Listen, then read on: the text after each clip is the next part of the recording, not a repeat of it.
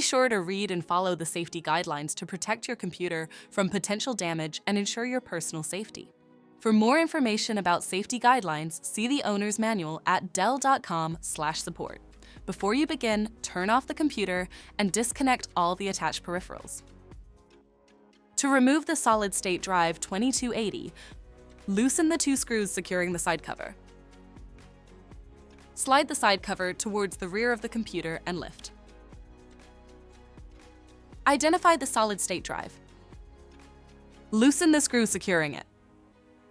Remove the drive from the system. To reinstall the solid-state drive 2280, place it back in the system. Tighten the screw. Slide the side cover to install it. Secure the side cover with the 2 screws. For more information about your Dell system, visit dell.com/support.